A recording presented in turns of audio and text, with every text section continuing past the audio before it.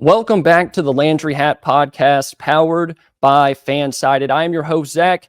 You can listen to the Landry Hat podcast wherever you get your podcasts. And if you're watching here on YouTube, please hit that subscribe button so you don't miss a single episode this Cowboys season. On today's episode, I have the one and only Foots to King. You can find him at Foots to King on YouTube. Always great Cowboys talk over there on his platform. Tons of great insight, breakdowns. So make sure you go check him out. And with us today on this week's episode is special guest Jerry Trotta, editor for the Landry Hat website. He's been covering the Cowboys for a couple years now, keeping things running really smoothly over there at thelandryhat.com. Once again, I am your host, Zach. You can find me on YouTube at Double Move. I cover the Cowboys on my channel and watch some post-game meltdowns and get 100% perfect takes on the Cowboys all the time. So before we get started, Foots, Jerry, how are we doing, fellas? We're making it, Zach. Great to be with you guys. Like I said, this isn't going to be an extension of our therapy session, Zach, after the Broncos completely was just a pooper. But no, I'm doing good, man. Yeah. First of all, appreciate you having me on. But yeah, echoing what Foots said, doing as well as we can after Sunday. Yeah, I think that's where most Cowboys fans are at right now. Like, kind of in this weird middle part of like, how do we feel on the season? Because you come off the Commanders win and you're like, okay, maybe the defense figured a little bit out. It gives the offense a chance. And now it feels like we're right back to where we were after the Chicago loss. Like, where's our hope at? But let's get into today's video. We're not even going to talk about the Broncos game. If we can, we're going to try to get to the Cardinals game at the very end of this video. But I want to do report cards because we're going into week 9 of the NFL season. Cowboys sit at 3-4-1. And honestly, to me, that feels right for this team. Like, it's how they've been playing. And since we're at the midway hump of the season, I want to do a mid-season report card on this team. I want to grade this team, grade them by position groups, how we think the season's gone for each one, what we've liked, what we didn't like. And then if you can talk about the position, the future of the position, really however you want to explain it. So I want to start on the offensive side of the ball, mainly with the coaches, because that's been a hot topic for Cowboys fans this year, especially on defense. And we'll get to that. But grouping these guys together, let's go with the offensive coaching staff first. Coordinator, play caller, O-line coaches, just kind of lumped everyone together. What is your grade for the offensive coaching staff so far? I guess I'll jump in with this one. I give it a B+. And the only reason why it hasn't went up to an A is situational. I know we said we didn't want to talk about the Denver game, but there are times now, Zach, when I'm starting to see in the red zone, when you talk efficiency, when you talk about having a plan in those moments, getting a little nervous when it comes to Brian Schottenheimer, and I'm hoping that this isn't a trend with how he's going to call games or is he going to outthink himself. But let's be real, this offense has been amazing. George Pickens has been everything that you've asked for. Ceedee Lamb is continuing to be just the all-pro. Even coming back from the injury, he's been super solid. Javonte Williams is hitting it downhill. Clayton Adams, those guys have really imprinted who they want to be with this team, even with the struggles, right? It's when they're running the ball, when they're rolling, I feel really good. So I go B+. I think that Connor Riley has done some good things with the offensive line. Like, I had to think about this the other day, guys. Jerry, Zach, you don't really look at Tyler Guyton or Steele and say, man, they're net negatives. Like, it wasn't great versus a great defense in Denver, but wasn't a net negative. They weren't the reason why you lost the game. That's for sure. So, you go into those high pressure moments and you feel good about your tackles. You feel good about the middle of your offensive line. And I just think that the only concern that I have, and it's not really a concern, it's just like, okay, Shotty, understand that if you're going to be an attacking offensive coordinator, be that all the time. Be that on those 4th and 1s when, we're wondering like, bro, you can't tell what the defense is doing. They're not doing anything. Go for it. You can't tell that you need a 7 right here off the turnover. Why are we throwing the ball or forcing the ball to Ferguson or CD and it's clustered in the 3-by-1 set? Throw it to that guy, 3, who's been really, really good. So not to be long-winded, but I'm going to go B+ for the offense. Yeah, I think he made some good points, but I'll go with an A- for the offense. This past Sunday was really the first time I was like annoyed with Brian Schottenheimer as a play caller. Whether it's going for like fourth downs, you have to know your defense, especially in the fourth and one in their own territory. You have to go for that there. Not attacking Pat Surtain's replacement when Pickens is having a day. I think sometimes you have to feature Pickens over Ceedee Lamb. As great as Ceedee Lamb is, if Pickens is having a day, if he's locked in, like he's going to catch everything that's within his vicinity. So that was really my first. I'm looking at Shoddy. I'm like, all right, let's improve here. And the situational stuff in the red zone again, just run the ball with Javonte Williams. He's automatic inside the 5. You got to trust your offensive line there too. But as far as Clayton Adams, like individually, he deserves an A+. I think he's been one of the best hires any team has made in the offseason. Revenge game coming up against the Cardinals. I think the offense will bounce back. And as far as Connor Riley, the offensive line has rotated a lot of players this year due to injury, and it really hasn't skipped a beat. I know there's been some, inconsistencies, some pre-snap penalties. That's going to happen in Denver in that atmosphere. I'm liking what I'm seeing from Tyler Guyton. I know we need to clean up the pre-snap penalties, but I think he's done well in pass protection. Liking what I'm seeing from Tyler Booker. Brock Hoffman and TJ Bess have played well in spot starts. So yeah, I think an A-. Could push for a flat A, but yeah, this past Sunday was a tough showing for Schottenheimer. I gave the coaching staff a B+. You both kind of hit all of the points. Like, I've loved what they've done with the run game stuff. Schottenheimer's done a pretty good job of marrying the pass game with the run game. Dak's having one of the best years of his career. Javonte Williams is playing really well. I think they've been good all in all, but they didn't get an A or an A- for me because of some of their goal-to-go stuff. I think they've outsmarted themselves. Jerry said it, down towards the goal line. Like, just give Javonte Williams the ball 4 straight times. Like, he will score. They just kind of outsmarted themselves, but I can't complain. After watching Mike McCarthy run an offense here in Dallas the past 2 to 3 years, they've been really, really good. Now, before we get into talking about each position group on the offense and eventually the defense, Jerry, can you tell us about the sponsor of today's show? Absolutely. So the Cowboys looking to get back in the win column this Monday against the Arizona Cardinals, and Underdog is your place to get in on all the action. Just pick whether your favorite players will go higher or lower on stats like passing yards, receptions, touchdowns, and more. You can win up to 5,000 times your entry if you hit all of your picks. Personally, I like Dak Prescott to bounce back this week. His passing touchdown is set at 2.5. But again, this Cardinals defense could definitely be had. I'm also looking at Javonte Williams, who's been a monster this season and is projected at 60.5 rushing yards. The Cowboys offensive line has been a lot better at home compared to on the road, and the Cardinals are 18th in the league in defensive rushing success rate.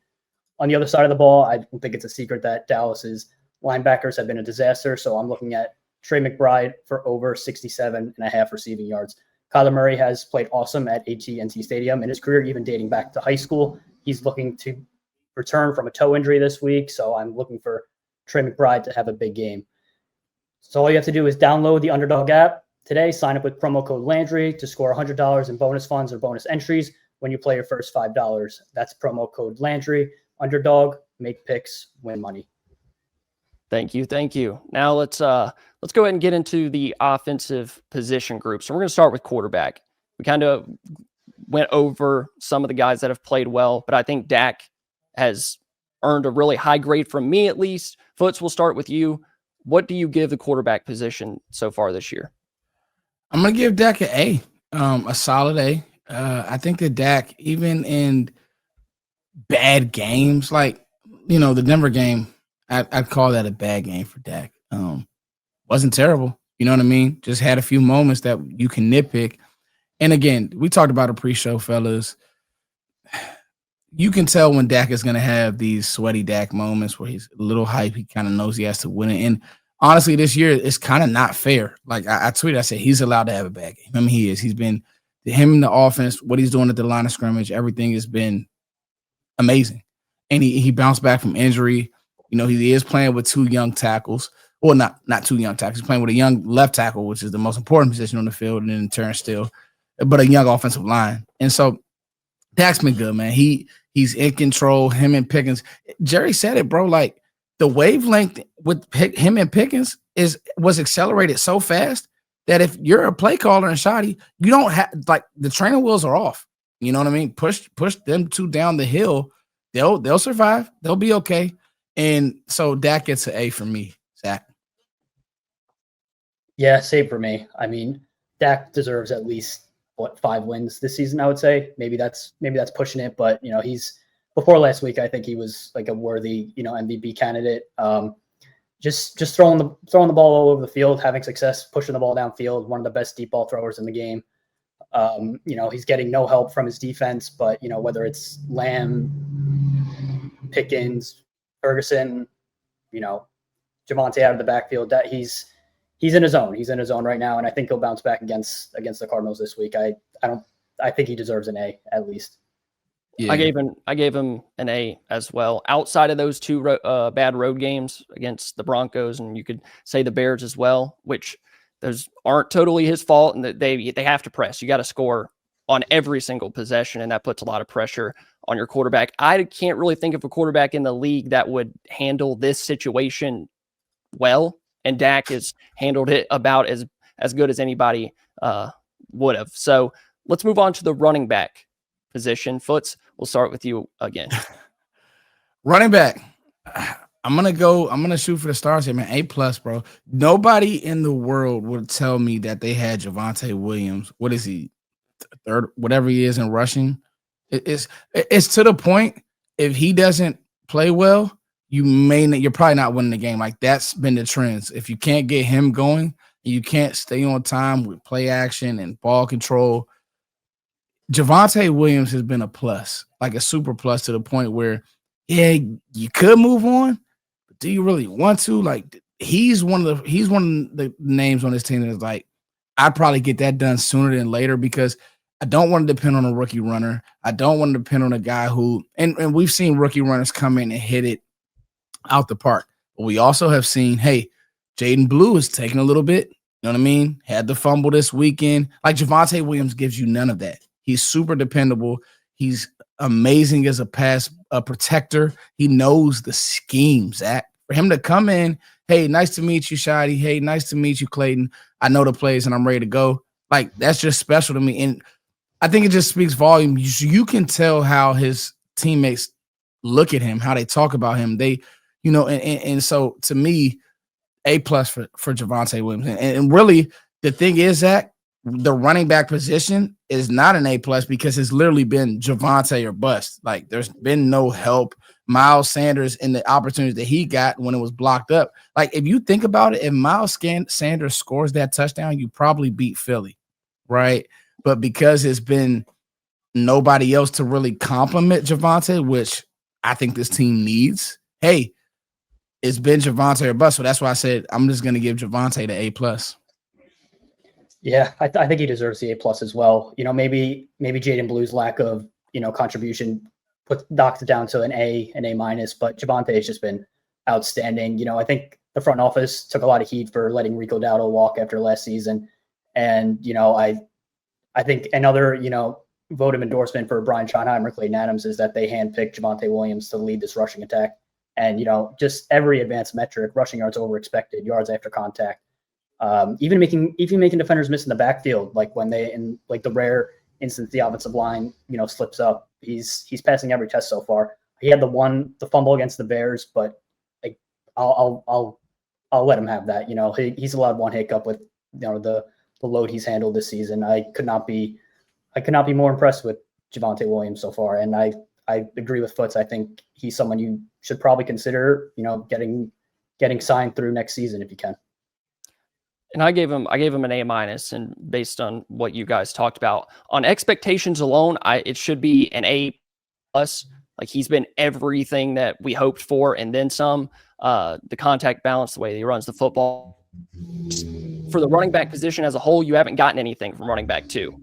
Like even when Miles Sanders was here or was healthy, he just didn't offer much. Jaden Blue hasn't really offered anything. So you're putting a lot of the work on Javonte Williams, and you just got to hope that he can continue through 17 weeks of the season and keep playing high-level football. So let's move over let's move on to the outside at wide receiver with George Pickens, Ceedee Lamb, and this factors in Turpin, Tolbert, Flournoy, all of those guys. This is gonna be fun. Okay. If there's Foots nitpicking, and maybe it's Steven, Jerry, if you want to blame them, I think that Ceedee and Pickens A+. Like, there's nothing more to say. They've been the best duo in the NFL. Probably not close. I think that, but now when we get to receiver 3, receiver 4, the issues that I have, and this is why that unit it could be an A+, but we're not playing who we should be. And this is the overthought of not playing Ron Flournoy to me. I think that Cowboys fans have fallen in love with who Kevontae Turpin could be versus who he is. And that's where, because you notice I haven't even mentioned Jalen Tolbert because I just, he still plays a little bit too much for my liking as well. It is what it is. I think he could be a good player, but it's clear that for whatever reason, we watched Ron Flournoy go get 100 yards versus the Jets, and it's like, all right, back to the bench you go. And that just doesn't sit well with me. I've been kind of quiet about it on different platforms, but it just doesn't sit well with me, Zach. I don't know if that's another case of overthought, but yeah, I think we want Turpin to be something, and we're hoping and we're praying, but you have a bigger version of that, which maybe he's not as fast or he's not as twitchy, but he's not far off. And he shows you in NFL games, and he's giving you NFL reps of doing these things, and he's a plus blocker. I just don't understand it. So if I had my way, like in all seriousness, I would probably decrease Jake Ferguson's targets to get Flournoy more involved. But again, I don't want to be long-winded. I have a tendency of doing that, Jerry. You'll learn that about me. So yeah, that's where I'm at with his at. Yeah, I think you nailed it again. Ceedee and Pickens, I don't think you can let Pickens leave after the season he's having. I know there's some talk about trading him before the deadline. That's utter nonsense to me. You have to keep him if you want to, just maximize Dak's window while you still have him in his prime. They get an A+. I think I could not agree more about Ryan Flournoy. Jalen Tolbert, I feel like Cowboys fans have, most of them anyway, have seen what they need to see from Tolbert. I know he had the garbage time touchdown against the Broncos, but he's had some questionable moments in run blocking this season. I think he's at the bottom of the league in terms of creating separation. But Turpin had that big drop against the Broncos. I think it was a third down. I think they punted that right after. Correct me if I'm wrong. But yeah, I think you have to reduce. You have to find a way to get Flournoy on the field, in my opinion. He showed in whatever week it was against the Jets that he can operate as a number 2 while Pickens is getting double teamed and press man coverage by a top cornerback. I would give the group an A+ as a whole, but I think those changes definitely need to be made, and this offense could even reach higher ceilings than it already has. Yeah, I think this grade's really reliant on the offensive coaching staff. And I have the same problems on the defensive side, but just personnel usage, like you talked about with Flournoy, just because of George Pickens, it's an A+, because he's proven to be a top 10 NFL wide receiver. Then you take into account how good Flournoy played with Lamb out. Like, I wasn't expecting that. I was a big believer, but that's a guy that they cut before the season. Like, they put him on waivers. He wasn't on the 53-man roster. But with Pickens and Lamb, I just don't know how you couldn't give this group anything less than an A or more than an A, because they've just been phenomenal. Pickens got to stick around, got to keep him. Let's go to the offensive line. And I think this one's an interesting one, just based on, I guess, what games you're looking at, because the Broncos thought the tackles were a little rough, but for the most part, they played pretty well. What do you have on the offensive line? I'm going to go B-. They've had spots, but I mean, if you're B- with a line that has a second-year tackle who never played left tackle, he's learning and he's getting better. And again, Tyler Guyton hasn't been a net negative. I think that Connor Riley has come in. He has the room. Tyler Booker has been a positive. I mean, the Cooper Beebe injury hurts because he's clearly better than Hoffman. And Hoffman's giving you all he has. Like, Hoffman's trying. He's mixing it up, but he's limited. Again, another undrafted player, or if he wasn't drafted, I know if he was drafted, I know it was late. He wasn't drafted. So he is undrafted. There's a reason why. Like, Zach, we do these, the draft is our baby, Zach. I mean, we do these report cards and the limitations are real. And so as the games have went on, I think your run game gets stifled because a lot like you saw with Tyler Biotish, he's just light, and he doesn't have the foot quickness, but he plays with great tenacity. So that's a minute on Tyler Biotish and Brock Hoffman. But in all seriousness, I think TJ Bass stepped in when he was hurt. I think the offensive line's a B- for me. Yeah, I think that's fair. I'm going to go with the B. Okay. Mostly because of how much turnover they've had this season with injuries. I think Cooper Beebe's return will be felt against the Cardinals and going forward. But yeah, for me, it's just, Tyler Guyton, I think at this point it's clear he's not going to be like a high level starter. I think he could be like a serviceable left tackle in the league, assuming he gets the pre-snap penalties cleaned up. But yeah, I mean, I think Connor Riley's done a fantastic job. TJ Bass, I think he should be a starter on a team somewhere. I think we might lose him in free agency when the time comes. But Steele, I know he's been rough in pass protection, but I mean, you can't ask for more of him in the run game. I think he's an absolute monster there. Tyler Booker, I've been super impressed with him. He's had some troubles in pass protection, but as far as creating violence in the run game, I think he absolutely fits what Clayton Adams wants to do.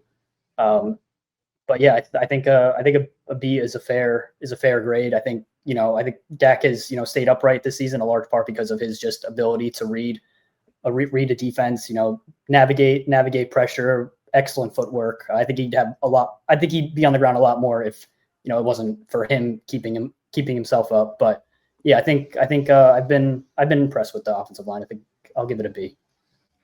I was thinking the same point of that too. Like, Dak's done such a good job. Like, I think a younger Dak would have taken more sacks than 2025 Dak, but his ability to get outside the pocket, move around, good footwork and stuff like that.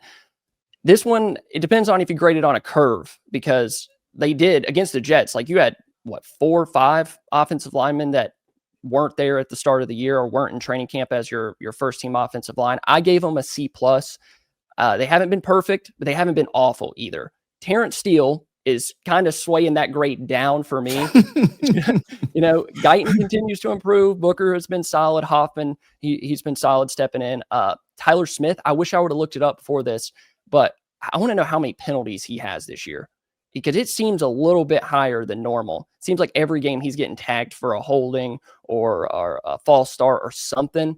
But you're right. Dak's healthy, so a C+ for me. Let's go over to the tight ends. What do you have for Jake Ferguson? Really? I'm gonna go B- again, bro. Like, I know the stats just feel real empty calorie-ish to me. Again, like Jake Ferguson, don't like Schoonmaker, and I think that Brevin Spann-Ford should be playing over Schoonmaker. So that's why it's just like, I think that if you want to, I won't say nitpick the staff, but just like when you look at the personnel usage, Zach, it doesn't make sense. Like, if there's one thing that you can get mad at the staff, both defensively and offensively, for, is like, you're sticking with these guys too long. Schoonmaker can't play. You know what I mean? Even him getting tripped at the end zone, it's like, bro, get in the box. Brevin Spann-Ford can play. You see him mauling dudes. You see him talking trash. He's a guy. And I just think that we're overvaluing who Jake Ferguson is. This isn't Travis Kelce. This isn't, Sam Laporta or some guy who's just going to go out and it shows. I mean, I said Dak had a bad game versus the Broncos. I think Dak probably overvalues him a little bit much. Like, I mean, think about it.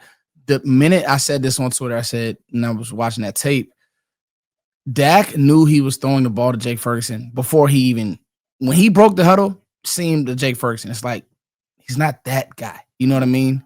We don't need to be if you want to do that to your receivers and do that to Ceedee Lamb and George Pickens. Jake Ferguson he's a nice piece, but nobody on this panel thinks he's Jason Witten. Nobody thinks and so in that, you don't need to be forcing him the ball. And I just think that, hell, the Broncos, we're running the play action.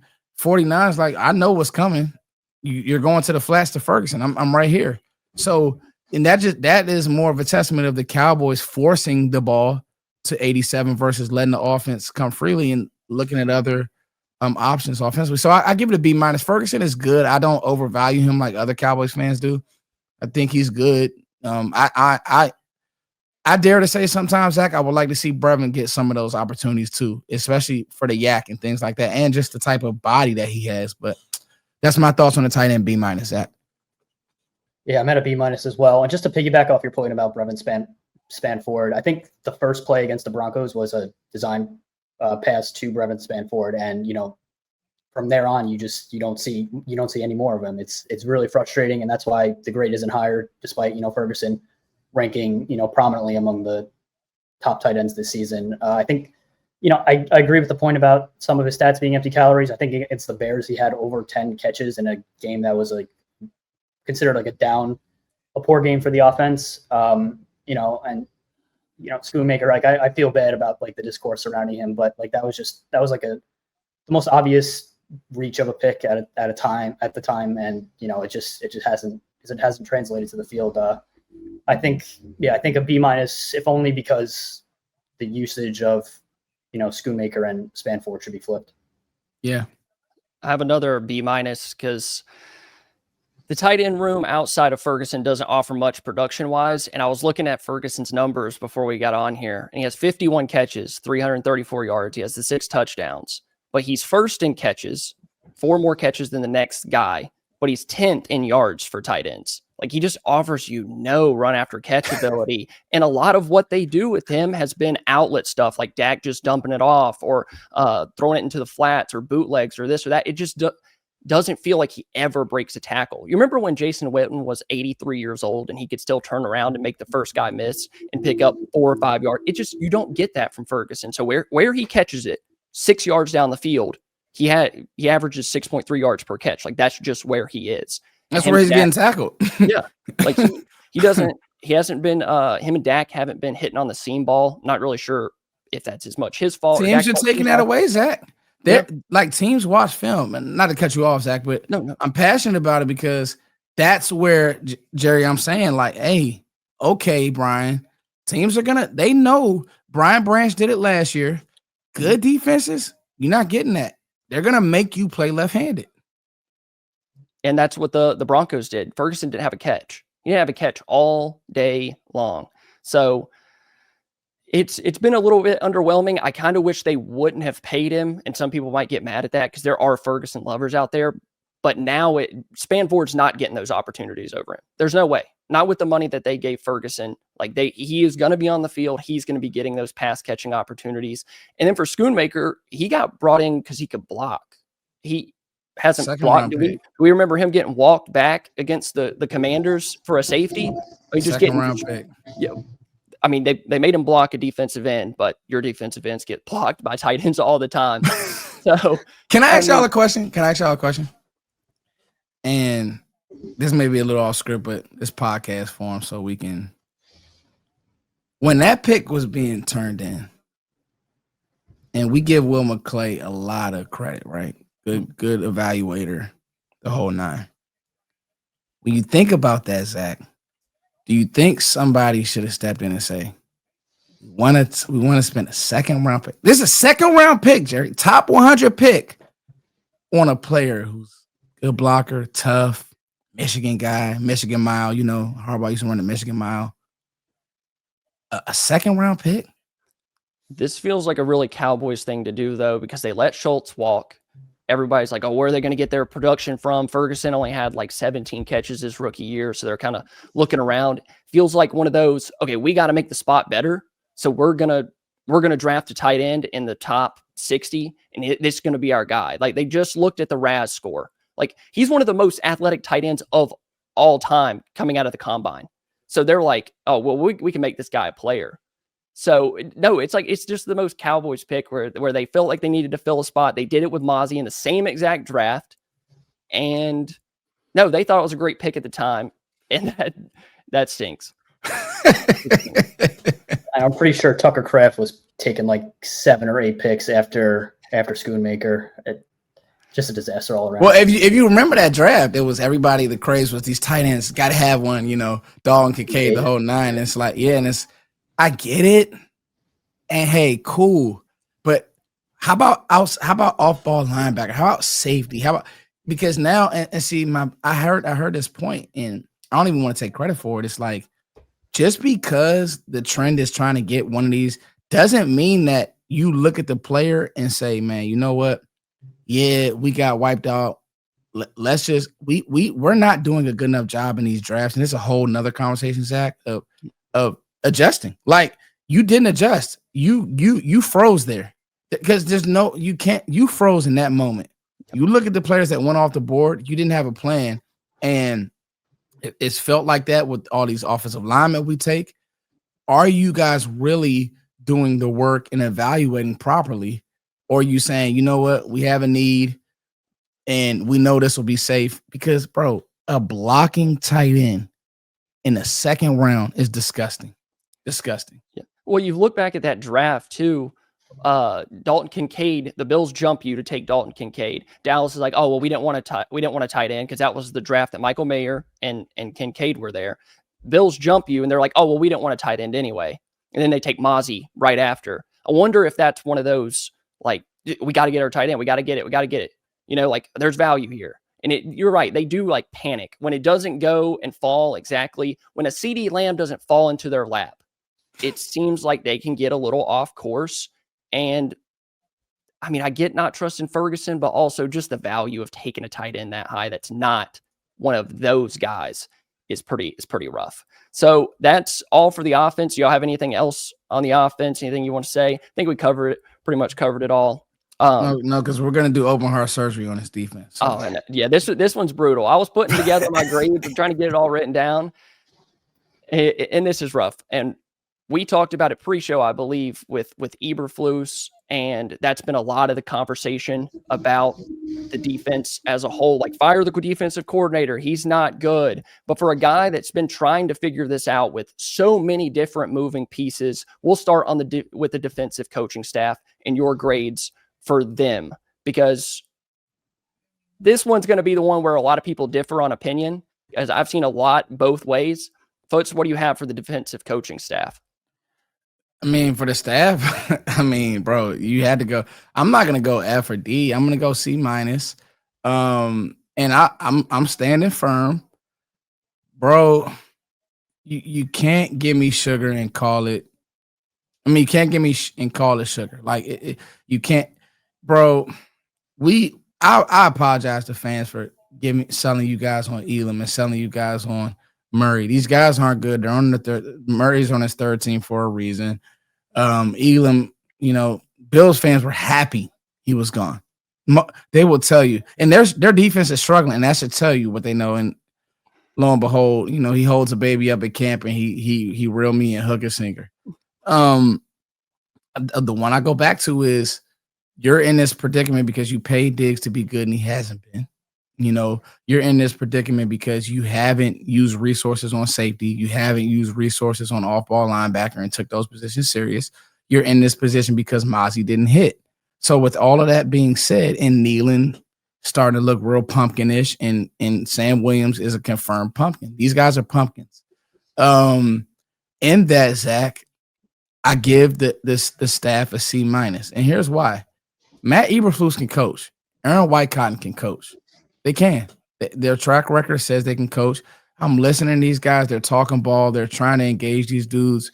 I think that it's a mix of, you're still playing with Dan Quinn's guys. By the way, you just paid one of Dan Quinn's guys in Osa, who's not playing well. Kenny Clark came over, looked good early. Now it's just starting to look like that's starting to not be it. And so C- for me, y'all. I don't want to get long-winded, but C-. Yeah, I don't really think I need to expand on that. I went with D+. just because the results are, I think they speak for themselves. I think Foot's made so many great points that I'm just going to throw a question at you guys. Do you think Eberflus has lost the locker room at all? I'll let Zach go first. That's tough I know he's lost Diggs for sure. But I mean, is Diggs even in the locker room? It's hard to say. Like, as a unit, they're all playing so bad. It would be hard for them to just be like, it's all on us, And I don't know. Foots, you got anything? Because I really don't know. When the entire unit isn't playing well, they probably start looking at the coach like, okay, we don't like this, this, and this. And we heard those whispers with not Zimmer, Mike Nolan in 2020. Have we heard any of those whispers this year about losing? I'll say this about Eberflus. Because he's an older gentleman, because he's not going to be as fiery as Mike Zimmer, and because people like Dan Quinn. You like Dan Quinn all you want. The defense in Washington isn't doing great either. They'll sure like him, but they keep playing like this, he'll be getting fired too. Has he lost the locker room, Jerry? I don't know. Like, these guys got to play better. I mean, the sad thing about it is, you know what I mean, Jerry? Like, the sad thing about it is we've gotten to a point where it's like, oh, we're worried about these guys. Has he lost them? Has he? Well, I don't want Sam Williams on Twitter and you're getting blown up by a backup tight end. I don't want Diggs running around the world and you can't get on the field because at home you have a concussion. Like, the track record of Diggs and the crazy stuff he's done versus the track record of Matt Eberflus is like, Diggs is out here with outrageousness, and Matt Eberflus, I mean, the what you can be mad at him about is he doesn't give you anything. He's just kind of stoic and cool. And of course, Bears fans don't like him. That's fine. But like, am I going to listen to Diggs, who Diggs has not done what he's supposed to do? It's been reported that didn't take and it's so funny. You live in this, it's a matrix, right? It's the same. It's just because it was reported, Zach, that this dude didn't attack rehab. Then he comes back early. Look, see, I'm healthy. Look, I went with my buddy. Now he's hurt again. You know what I mean? So is that the Joneses' fault? Is that the player? Because the Joneses did pay him, right? Is that not Zach, Jerry? $92 million. He was paid. Correct. Hasn't been good. So that's just one example. I think that, if you want to be honest with you, the one thing that I will say that he will lose the locker room if he continues to play guys like Kyer Elam, who on film is being shown that he's been like historically terrible. Like, you need to put ready stored in. You need to find something. That's why I've said the minute Rebel's ready, he needs to play. He has no intro to the league. You got to go because of this. Maybe, Jerry, maybe he has lost the locker room, but I don't know. Next year with our new defensive coordinator, if he's doing bad, are we going to keep giving these excuses? I don't know. I gave him a D+, and a lot of that has to do with the personnel usage. But at some point, when you can say all day long that the coach stinks until you watch the All-22 and you watch Sam Williams get absolutely moved, or Kenny Clark block himself out of the play because he slips and falls down, or Osa trying to knife through and opening up the gap.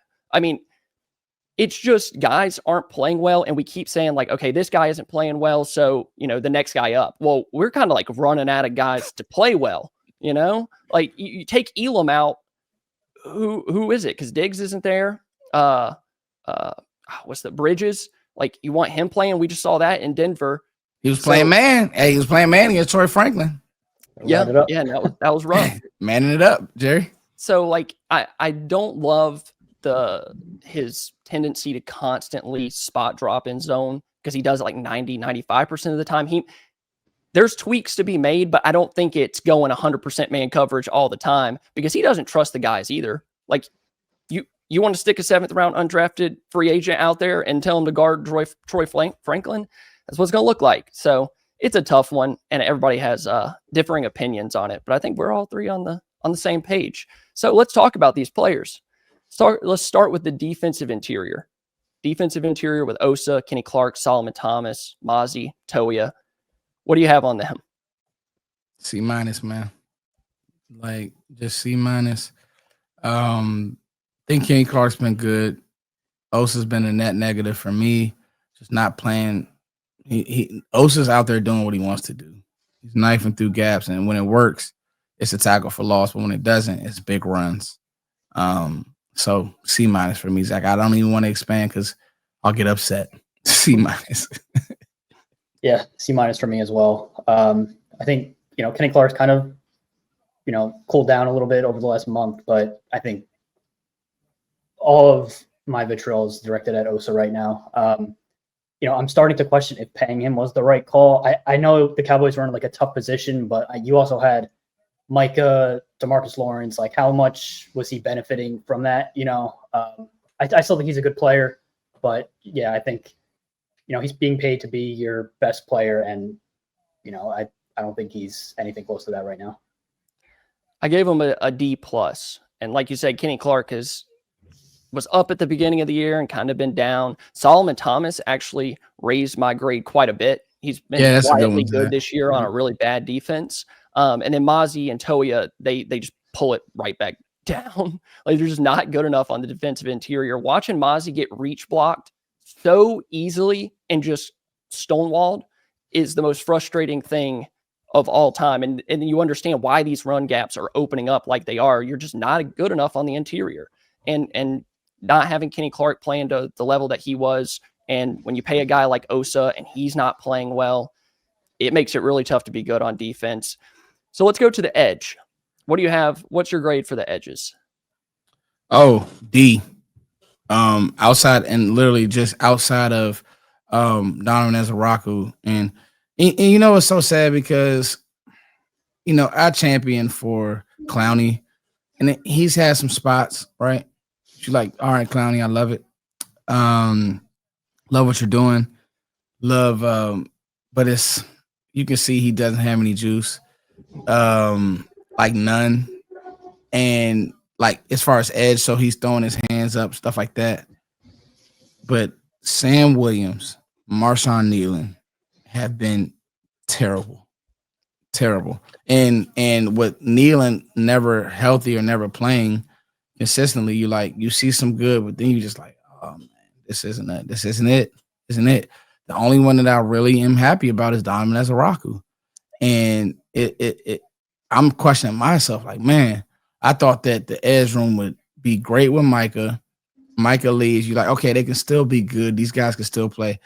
I'm telling you, with Sam Williams, never again will I be. Well, I found a tweet, Zach, where Dan Quinn was out at Ole Miss working him out.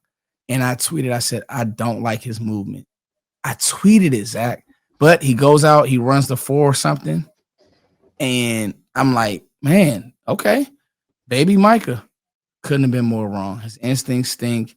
He's never going to be a disciplined player. He's going to get a penalty, something goofy a game. So I'm going to go D with the edge room. Yeah, D for me as well. Donovan Ezaraku is carrying a lot of weight here. I'm really, really excited about his future. I think he'd be the thought of him in a complimentary role if Micah Parsons was still on this team, it's tough to think about. But yeah, Sam Williams, it just looks like he doesn't have a plan to rush the passer ever. And, he's obviously can't stop the run. Marshawn Nealon's played to stop the run, and he's getting blocked by tight ends. He's getting blocked 5 yards upfield by tight ends. James Houston, I think he's a nice story. I think we're clinging to that maybe a little too much as a fan base. He had the bad offsides against the Broncos. But Clowney's been fine. He's showing his age. There's just a lack of talent in the room, and missing on 2 second-round picks. That's just a perfect encapsulation of why the defense is where it is right now. That's what I wrote down about the edge room. That probably makes me the most mad. I gave them a D plus. It's just the investment that they've made, and they're still not good in that room. Like, yes, they drafted Micah. They traded him away, but they didn't draft Micah to be an edge player. They drafted him to be an off-ball linebacker. So a second-round pick on Ezaraku, who has played good. He's carrying a lot of weight for my grade too. But you invested in Dante Fowler. It's not a lot, but they still paid him $8 million, the most they've paid a free agent in a decade. So that's an investment for them. Drafted Nealon, Sam Williams. Like, this is how a unit turns bad. When you're so willing to or wanting to invest in certain groups, and then those groups don't play well, is how you get a bad defense. And For some reason, this team's obsessed with drafting edge players. For some reason, Will McClay loves to take those second-round edges, and they just haven't worked out up to this point. Hopefully, they can kind of build around Ezaraku because I think he's going to be a good player. But this is really why the defense is like it is, and it stinks. So let's move to the second level and talk about the linebackers. What do you have for grades on the linebackers? And this will be a funny one. D+. And I think a lot of it has to do with play. And if you want to be mad at Matt Eberflus or something, him being a linebacker whisperer, you thought that he would be able to claim Maris Lufau. I don't know why Maris isn't playing. That's the one where I literally have no idea why he's not playing. It's funny how NFL is literally week to week, play to play. You need Jack Sanborn in the game. You do. I said it last week, even the Commanders game. Now, Murray and James played better, but this week, again, you saw when you're playing a line that's going to get next level, they're just going to crush you. Like, James is too small. He's not ready.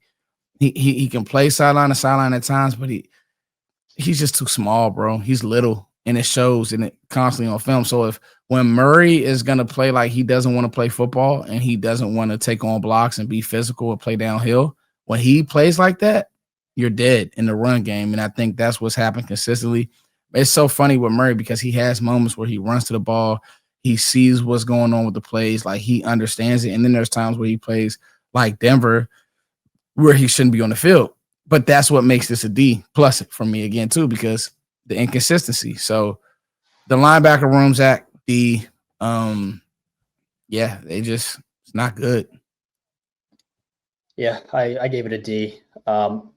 Kenneth Murray, just the week to week like fluctuation is I don't know how to explain it. Like, one week he's looking motivated, he's getting downhill, snuffing out like running back screens, and this past weekend he's looking like he just doesn't want to engage in contact. He got blocked, like he's getting held 20 yards upfield on a run play to the left, to the right. Shamar James, like you said, Foots, I think he's too young. His size is definitely showing up on film. I think you definitely need Jack Sanborn in there to kind of wear the green dot. He's definitely your best linebacker against the run. I know he gets exposed in coverage because of his physical profile, but you'll live with that for a little bit of improvement against the run. And the Maris Lufau thing is just, it's tough to wrap your mind around. I know he's a volatile player. He'll sometimes over pursuit and just get run out of play sometimes, but he has that playmaking it factor that this defense lacks, other than Deron Bland and DeMar Overshown when he's healthy. I don't even know if it's possible, but I gave him an F+. You ever got an F+ on a test?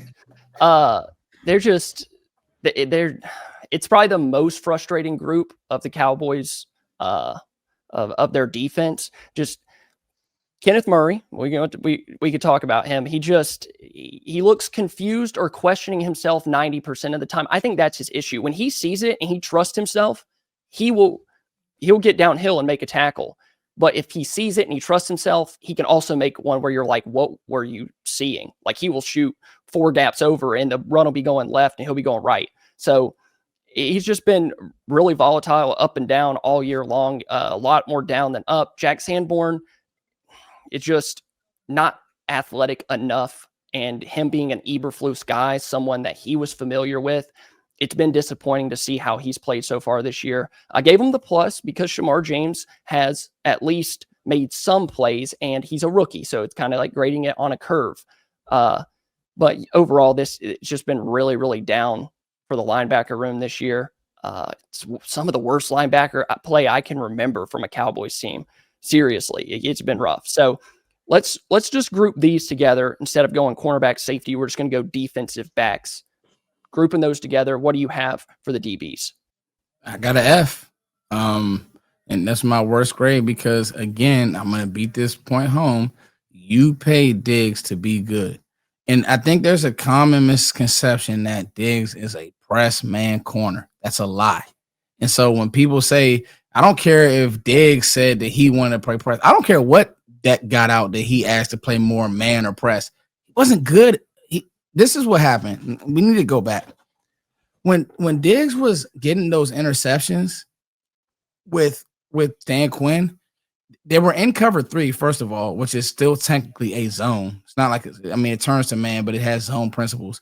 And he was playing off man, number one, and he was just reading quarterbacks, and the ball had to get out so quick that he was breaking on the ball.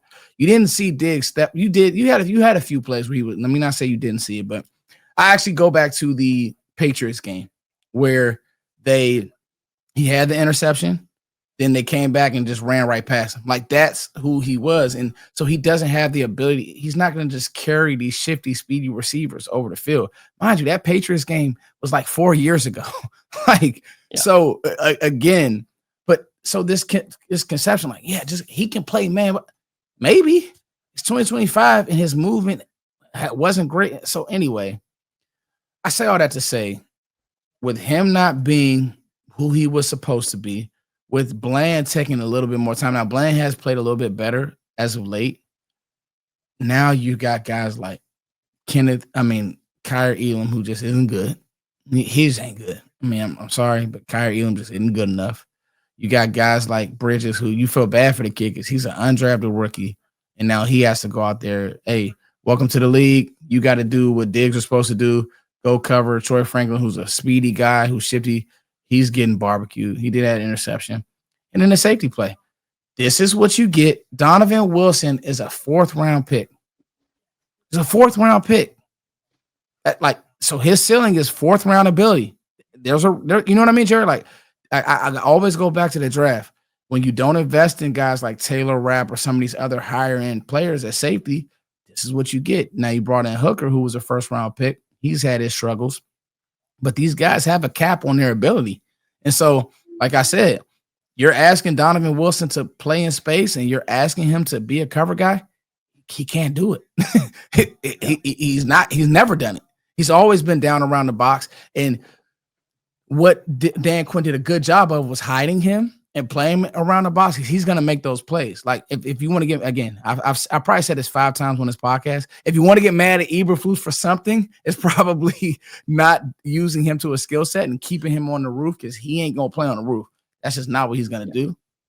But, okay, let's move Wilson down by the box, because he is going to tackle. He's going to be physical. But as a whole, it's been an F. It's been a disaster. Complete disaster. Yeah, disaster is the perfect word. I gave him a D-.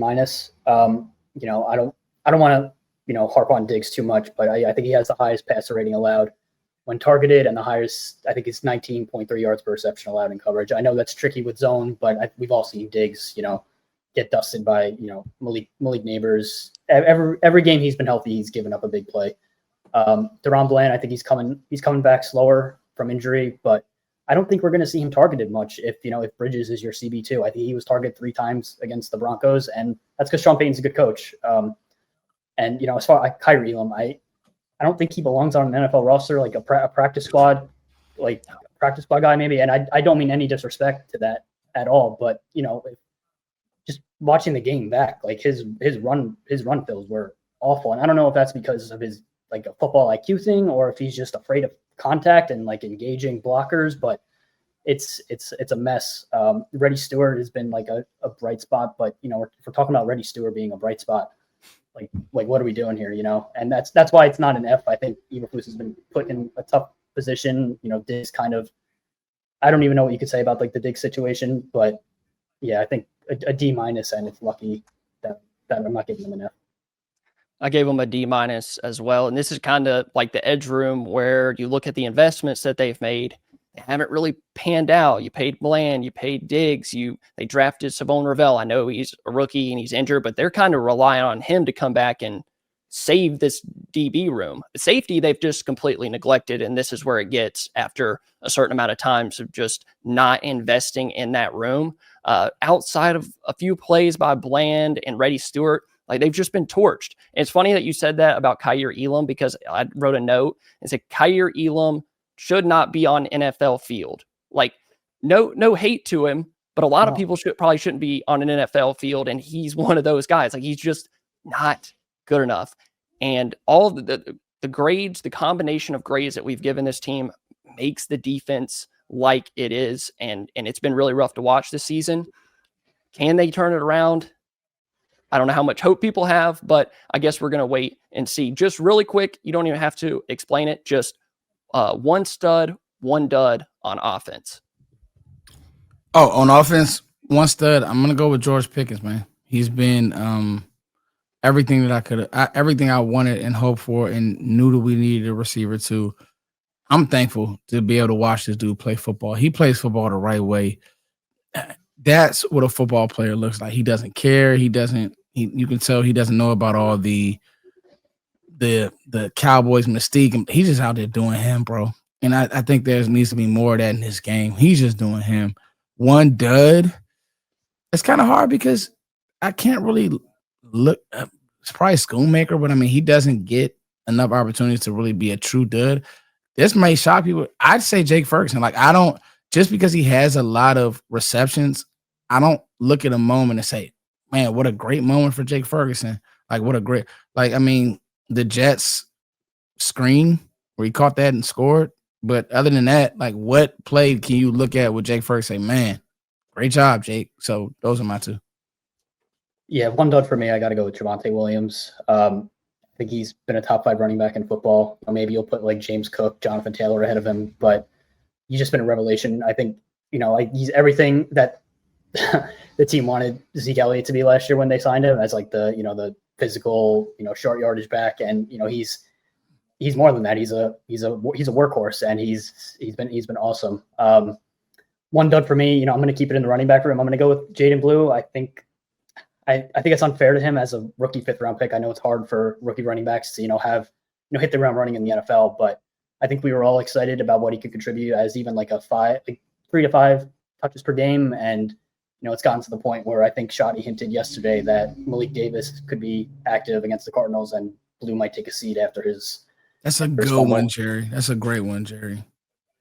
Yeah, it just, I attribute that to the training camp hype. I think we all sometimes fall for the smoke in training camp, and Blue was really electric, and I think it's going to take at least a year before we kind of see him have a consistent role in the offense.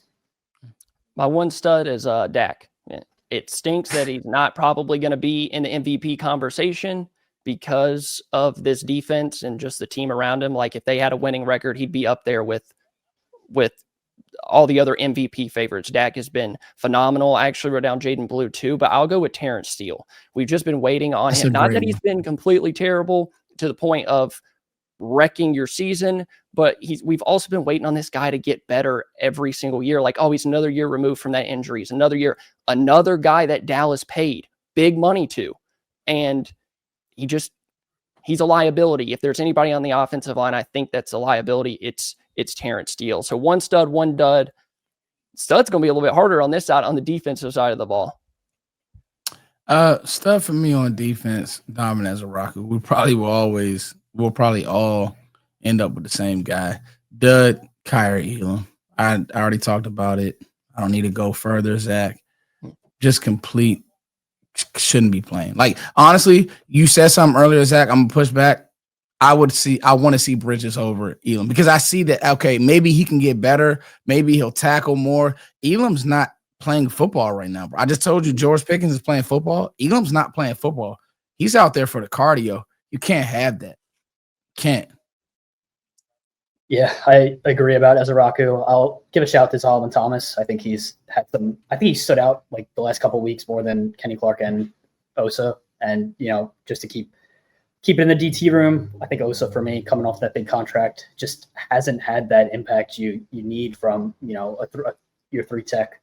I think he's playing selfishly. I think he's grading out well and like pass rush win rate and stuff like all those metrics, but it's not really translating to making plays on the field. And I know it's not always boiled down to one player making a play, but I mean, I don't really remember the last time I saw Osa flash on a Sunday. Yeah, that's a good one. My one stud is Reddy Stewart. Just based on the expectations that we kind of had, get him. Did they get him off waivers? They got him off waivers, right? Yeah. So I mean, just based on how he's been playing, I mean, they moved him back there to safety. He had that big hit. Like they're just kind of moving him and filling the gaps here and there. I think he's played well. Honestly, it feels like outside of Ezraku for dud, you could pick any of these defensive ends because they just haven't been good. I'm going to go with Dante Fowler because it was the biggest free agent contract that they've given out in a long time. He's not playing the role that he's going to fit in, playing every down, trying to stop the run and stuff like that. But he's kind of been a disappointment this year. So that concludes today's episode. Thank you guys so much. We're at the hour mark. Look at us. Hey, talking a bunch of Cowboys football. Thank you guys so much for watching. If you're listening to this on Apple Podcasts, Spotify, please add it to your library. Give us 5 stars. That way we know that you enjoyed it. Subscribe to the channel here on YouTube. Gentlemen, any closing thoughts? Love working with you, Jerry. Love working with you, Jerry. Want to do it again. Very thoughtful. Fans, just hang in there. I mean, these 8 and 8 years are tough. I just want to say, let's try to use original arguments, because sometimes the low hanging fruit of fire the coach, that's cool. And you get another one and you want to fire that one. I know consistency is tough, but I tell people this all the time. When you coaching, when you do anything, you say it took you. They were building the Great Wall of China, 2,000 years of staying on the same page, staying consistent. I know it's like, oh, first we don't have 2,000 years, but you've been a Cowboys fan this long, you'll be fine. Yeah. First of all, Zach, thanks for having me on. Foots, love the conversation. Yeah, just be happy we get to watch, this offense, Dak Prescott, George Pickens, Ceedee Lamb every Sunday, Javonte Williams. They're going to keep us in games as they have all season. And yeah, that's really all we have to look forward to, but it's the life of a Cowboys fan right now. Hang in there, Cowboys fans. It will get better eventually. Maybe not this year, but it will get better. Remember, you can check out Foots on YouTube at Foots the King. Jerry, articles at thelandryhat.com. I'll have that link down below in the description of today's video, at Double Move on YouTube for more Cowboys content as well. Thank you guys. It was a lot of fun.